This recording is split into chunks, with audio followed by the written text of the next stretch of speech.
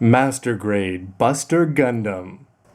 Hey, what's up again, everybody? It's Robert184, 2Rs2Bs Gundam Reviews.net, and Char's gonna have to get out of the way as it's time to wrap up my look at the Master Grade Buster Gundam, the fourth that I built in terms of the new Master Grade bad guys from Gundam Seed. Lots of good things and a few bad things, so let's get to those. For some of them, one of the first things that I noticed when you put this kit together is he's going to actually come with a lot of wasted parts. There's almost full plates that are going to be filled with parts, and when you think that when Bandai was designing these kits for the whole GAT series, then anyway, there just wouldn't have been as much, or they could have printed the plates and saved some plastic, saved the earth, all of the little detail. Just seems it's almost a little bit excessive here, but then again, if you want to have some extra parts, you can have them sticking around. Probably the biggest sticking point, though, for this kit overall is just going to be that he seems to have a lot of falling pieces. Generally solid overall, but as soon as you try to do anything, that's when you're going to notice things going. I've had the ankle parts and the back of the legs have fallen off. The side skirts fell off a number of times when you're trying to pose the gun. When you have the guards that are actually covering up the handles on the gun, those drop off at the drop of a hat. And the biggest thing is just going to be that the hands are going to fall out, especially when you've got the holding hands and you put them behind the guards and you're trying to get them around the handles. Definitely not going to stay all that consistent. Biggest issue, though, probably just has to be the whole finickiness of maneuvering the guns into the arms. That being said, it's definitely not as bad as it could be if this was an older kit, but at the same time, you are just going to have to move things. The weapons do not come across as being all that heavy, however, at the same time, just twisting the upper body just a little bit and trying to maneuver the waist is going to pop off the side skirts, as is moving the arms themselves. When they're holding the weapon and holding it properly, then when you try to move the arms, it's just going to pop the skirts off there. The gray parts, everything has stayed together pretty well, but you're just going to have to be a little bit finicky, or you're going to have to put up with the finickiness as you're able to. You can twist the guns up and everything, but they are going to interfere. They're going to get stuck under the armpit because he does have the large shoulders there. You're not going to be able to bring the arms all the way all the way forward when you've got the guns in hand. When you've got the guns in hand, and when you do put the two guns together, you're going to have to be putting up with twice as much trouble to get them there, and you're definitely not going to be able to open up the missile pods just with the way that the arms are going to have to be positioned in order to get the arms spread out on the back and front handles. And with the forearms that want to split apart at the drop of the hat, definitely not completely solid. To the positives, though, now, and there are going to be a lot for this kit, starting with just the cover of the box, where for me, Buster definitely was not up at the top of my list of most wanted MGs or anything like that, but seeing the cover and the big gun in hand and its bright colors, definitely a big plus there, and certainly going to set it apart from something like Master Grade Aegis. With the unbox, the plates on the inside were a pleasant surprise, starting with the colors that are going to be involved. The green is a very nice, dark, militaristic green, and you've got that orangey pink that's going to look really good all around there, combined with the solid gray and that little bit of off-white that's going to set him apart as not being a good guy. All pluses there in the color department, and everything was pleasant in terms of the unboxing. The build itself, though, had to be tons, and was the most important thing ultimately, if you're not just looking to have something to stand on your shelf, and for me, it was tons of fun putting this kit together. Part of that is just because, like I said, I'm always building regular Gundams, and this guy is just going to be a little bit different in the way that you put on all of these side parts there and surround the inner frame. Everything about this guy just struck me as being new, fresh, well-designed, and definitely a pleasure to put together, and that's half the fun of putting a kit together. The guns themselves are going to be made up of tons of parts, as I joked before about the Serpent, where it's just a couple of big purple parts slapped together. With this one, you're going to have so many gray and green components here in both of the guns, and even just the attachment points and the way you've got those arms attached onto the hips.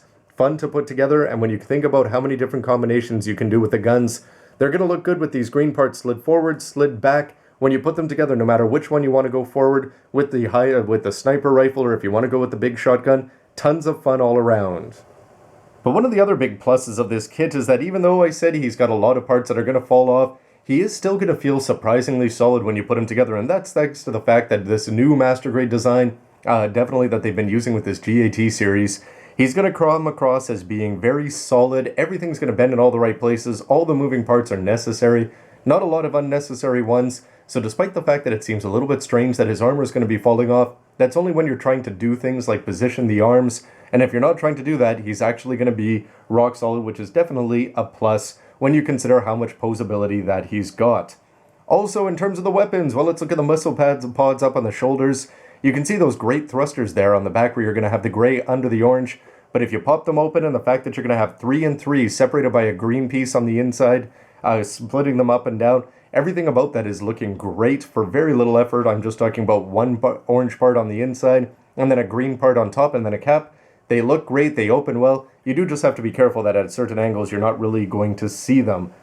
But how about those big guns when you're trying to actually position them? If you have them under the arms, yes, they're going to be a little finicky getting them there. However, when they're there, I think they look just absolutely fantastic. Because again, of all the playability, you've got the gray, the green, the combos of the colors are going to look good. No matter which way you slide them, the handles front and back are going to be able to maneuver wherever you need them to be, outside of the fingers falling off. They're going to look great, especially if you want to set them up in a way where you've got one going up and one going down. If they're just standing straight on, both going in the same direction, it's a little bit less visually appealing. But if you're going to have them like this, and when you put them together like that and you want to mimic the box cover with either gun forward, it's great that you've got the playability that you can put either one there. They are going to look fantastic, I'd say, attached together. And all of these parts here, as somewhat troublesome as they are ultimately, you're not even going to see them because you're just going to be looking at all the colors in the upper body, the chest, the shoulders, and that big gun there that's going to be almost, well, no, not really. I mean, probably almost as tall as a 1/60th kit.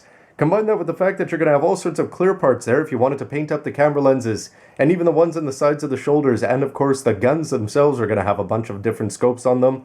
That's a big plus, and you've got some nice light piping that's going to go front to back there. Love to see that kind of thing, and I hope Bandai continues it even more. And when you combine it with the fact that the head is an absolute treat to build, just because it's going to have so many colors in all the right places, it's a very interesting design, and it's going to set itself apart with the different colors there for the under eyes and the goatee. Combine it with that orange and that big green sticker that's going to go on top of the light piping, which is a bit of a waste since I'm not going to use it, but at the same time covering it up with the orange parts. Tons of details, well carved. Everything about this, especially the upper body in terms of aesthetics, is going to work, which you can guess is going to lead to me surprising myself with this verdict, because I've got to say, going in, I was a little bit biased. Buster was probably my least favorite of the three. Duel has more appeal, the transforming Aegis just definitely being an Arthur suit, and Blitz, especially with its connections to the gold frame Amatsu, definitely were all up there. This was the fourth and the least appealing for me.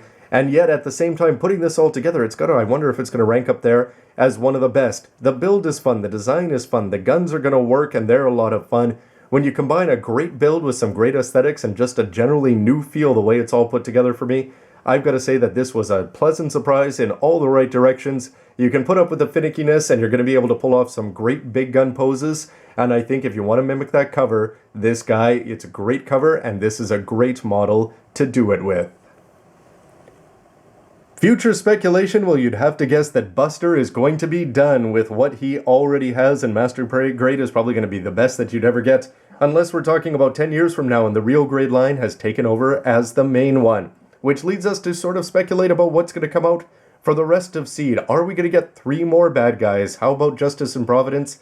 And of course, if you're looking at that GAT frame as well designed as it is it time for a Strike 2.0? Especially when you consider that they could sell a perfect pack with it being seen now, and that would certainly move quite a few kits, I'm sure. Anyway, everybody, as always, why don't you let me know what you think of the verdict, the MS, and the speculation. Always love to hear from you with a comment down below, and stick around for lots more news, reviews, and everything else you can use.